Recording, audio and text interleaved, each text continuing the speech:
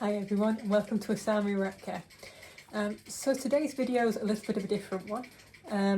It's only going to be very short, you'll be glad to know, but I will do something a bit more informative later. So effectively what it is I've had people for a while who've been asking whether I have some sort of Patreon account or that kind of thing. Now that's not something I want to do. I far prefer the fact that I'm kind of offering information freely. And that's part of the kind of fun in it for me, because ultimately I got all this information from people and from online sources and such that were free, and it would just seem very, very wrong to kind of in any way kind of profit or charge from it. But one thing that's always stuck with me is there's a lot of kind of really good rat causes out there and kind of good kind of charities, that kind of thing. And particularly this year, I mean, I think we all know it's not good situations, but particularly this year, it would be wonderful if we, and I say we as kind of like a group, could potentially raise a bit of money for them. So I thought I'd try this. I genuinely don't know if it's working. If there's no issue, no interest really, then that's absolutely fine. I will still donate a little bit myself to the charities that kind of mean a lot to me. But what I thought I'd do is there's two kind of, I say charities, one's not technically a registered charity, it's kind of more of a rat cause, that represent kind of two of the really important elements of kind of rats to me.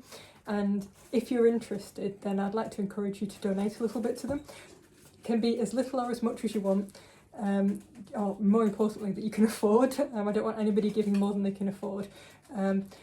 But if you're interested, then I'd really encourage you to do it. What I'm going to do is I'm going to put a link to a kind of funding page where you can pay money if you want to, and I will basically take whatever's in there at the end, split it in half and pay half to one, half to the other. Or I will also put some information on how you can pay them directly, because I think I've done it on Just Giving. It might be GoFundMe, I can't actually remember which. I'll find the link later. It was a couple of days ago.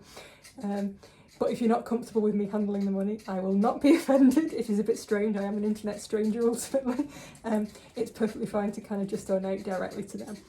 So the two charities I've picked, and if this goes well, I'll pick a different two charity next year and so on.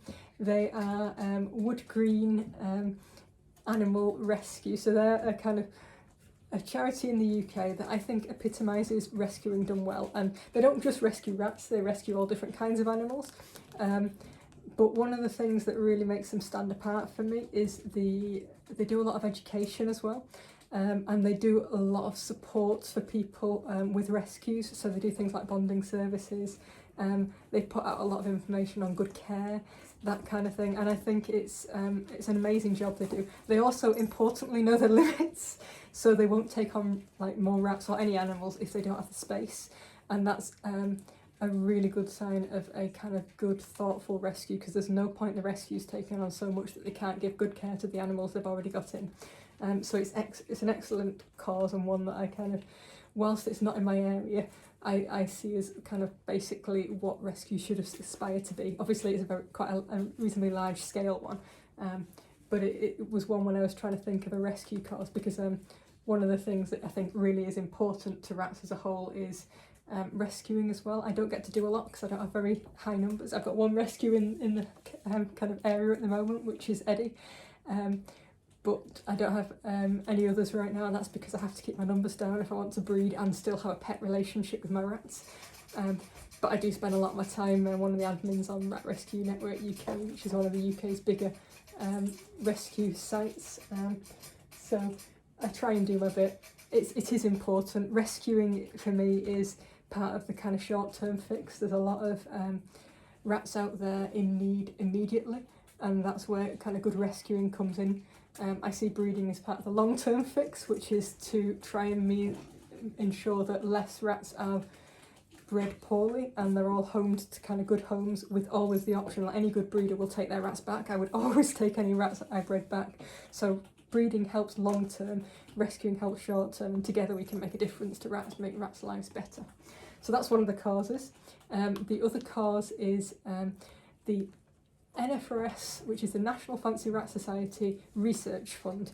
So this is a fund that I've benefited a lot indirectly from, as in I've learnt a lot from, and actually a lot of what I pass on to you guys actually probably came from that kind of area. It's a fund run by the National Club in the UK here, where any member can reclaim the cost of kind of investigative procedures, things like having lab tests done on your rats to find out what particular type of tumours involved, like what bacteria is involved in abscesses. The aim of it basically is you can reclaim the costs on that, but you have to provide that evidence directly to the, as it is the president of the NFRS, who then compiles it, and she uses that to update the NFRS handbook, which is a kind of medication health handbook, and it also goes up on the forum. So basically we all get to learn more about rat health on there. Obviously this is really important because whilst they are heavily studied in science, there's so much still we don't know about them in a kind of pet setting. So getting this kind of these studies, these reports, these data helps us grow our knowledge as a fancy, and basically will help rats generally in terms of health. So it's something I'm quite passionate about, and I do regularly try and support as well. I've never yet had to claim from it, but it's nice to know that there's an option if I needed to.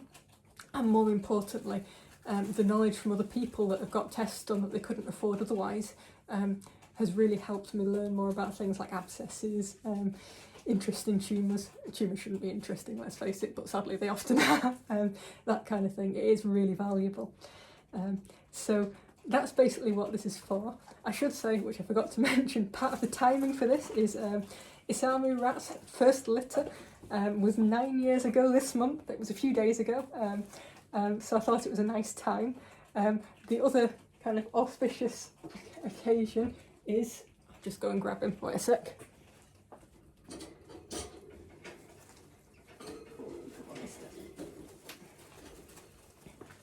This little chap, who I know a lot of you have been missing, it was his 28th month day 2 days ago. So 28 months is a significant milestone in rats. And yes, this is Berko, for those of you that don't recognise him, my rat with the largest fan club.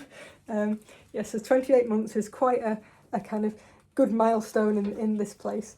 And that's because at 28 months you get your NFRS, which is North of England Rat Society, my local club. Oh no, yes, you want to get to the girls. He's neutered, but he did used to live with them. Yes, so the NFRS Longevity Award scheme starts. So Berko, now being 28 months, he's now lived over the average age of rats. So the average age for rats to live is 24 to 27 months, which is why 28 months you get your first award. So today I put in for his bronze award. So hopefully Berko will get many more longevity awards. But yes, he is very content and happy still. He lives with the boys, but he gets on with anybody really. I could probably let him out on her. But Wick is there with her babies as well as various companions, so I should probably not. But yes, so happy 28th month day, Berko, and happy 9 years to Isamu. Even though I've been kind of like planning it a few years before then, it's a good day to say that everything started. So yes, entirely up to you. Don't feel at all obliged to do it. Also, if you don't particularly like the charities I've picked, pick another one. It can be for humans, it can be for rats, it can be for other animals. But I think it's really important in times like this that we actively support people if we can afford to. Because ultimately there's a lot less money going around right now, and understandably so. There's a lot of people that are really struggling. So anything we can do to support causes that matter to us, I think we should all give it a go, particularly as we're getting close to Christmas now, and it does matter. So over and out from me, and I'll put a bit of information in the comments for this, and hopefully you'll give it a consider. And I will try and do some sort of useful video tomorrow or the day after, see how organised I get. So over and out from me.